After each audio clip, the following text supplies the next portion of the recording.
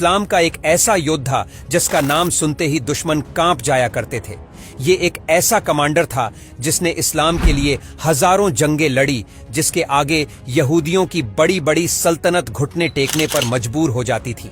ये एक ऐसा कमांडर था जिसे खुद अल्लाह के नबी ने सैफुल्लाह के लक़ब से नवाजा। दोस्तों, उस अजीम शख्सियत का नाम हजरत खालिद बिन वलीद रजी अल्लाह ताला अन्हु था, जिन्होंने अपनी जिंदगी में एक भी जंग नहीं हारी। हजरत खालिद बिन वलीद का जन्म सन 552 ईस्वी में मक्का शहर में हुआ था। जब हमारे आका हजरत मोहम्मद सल्लल्लाहु अलैहि वसल्लम ने नबूवत का ऐलान किया था, तो उस समय हजरत खालिद बिन वलीद उन लोगों में आते थे जो इस्लाम के सबसे बड़े दुश्मन थे। इस्लाम लाने से पहले आपने मुसलमानों के खिलाफ भी बहुत सी जंग लड़ी थी। जंगे ओहद जो काफिरों और मुसलमानों के बीच लड़ी गई थी, और इस जंग में नबी के चाचा हजरत अमीर हमजा शहीद हुए थे। इस जंग में काफिरों की कमान हजरत खालिद बिन वलीद के हाथों में थी। हजरत खालिद बिन वलीद इस्लाम कबूल करने से पहले इस्लाम के बहुत बड़े दुश्मन थे, और जब वो मुसलमानों के खिलाफ जंग लड़ते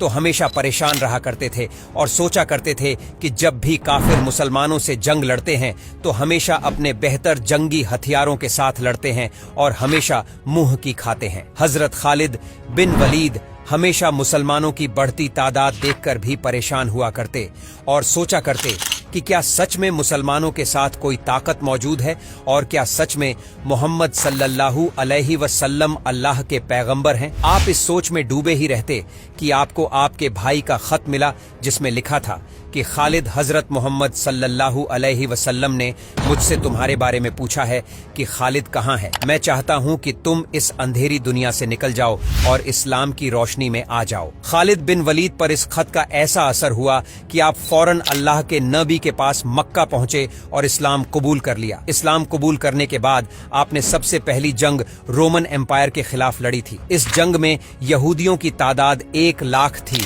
और मुसलमानों की तादाद सिर्फ 3000 थी। इस जंग में खालिद बिन वलीद एक मामूली सिपाही बनकर लड़ रहे थे।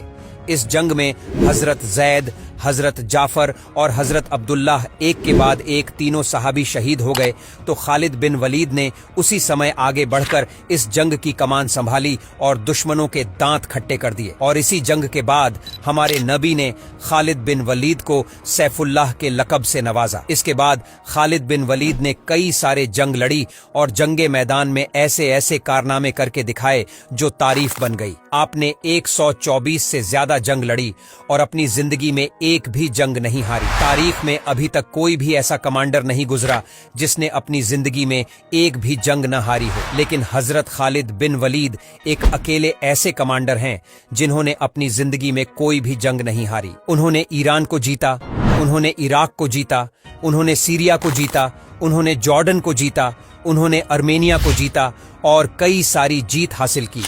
छोटी छोटी फौजों के साथ हजरत खालिद बिन वलीद ने बड़ी बड़ी फौजों को शिकस्त दी। कई फौजें हजरत खालिद बिन वलीद को जंग में देखकर ही हथियार डाल दिया करते थे और हार मान लिया करते थे। आपने जितने भी इलाके फतह किए वो आज तक काफिरों के पास नहीं गए। खालिद बिन वलीद के फतह किए गए इलाकों पर आज भी काफिर अपना कब्जा नहीं जमा पाए हैं। दुश्मनों के दिलों में अपना खौफ डालने वाले हजरत खालिद बिन वलीद अपने आखिरी वक्त में बीमार पड़ गए थे और बिस्तर पर आ गए थे। खालिद बिन वलीद की ख्वाहिश थी कि वो अल्लाह के लिए लड़ते हुए शहीद हो, लेकिन अल्लाह के नबी ने आपको अल्लाह की तलवार कहा था, तो ये कैसे हो जाता कि अल्लाह की तलवार किसी जंग में टूट जाए।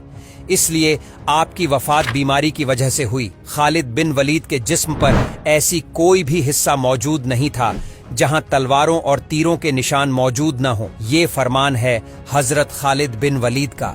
बुज़दिलों के लिए अगर मौत लिखी हुई न हो तो मौत खुद जिंदगी की हिफाजत करती है, और अगर मौत मुकद्दर में हो तो जिंदगी खुद मौत से जाकर लिपट जाती है। बुज़दिलों को मेरा पैगाम सुना दो, अगर मैदान जंग में ही आनी होती तो खालिद बिन वलीद कभी बिस्तर पर न मरते। वीडियो अच्छा लगा हो तो इसे लाइक जरूर करें और हमें फॉलो करके हमारा हौसला बढ़ाइए।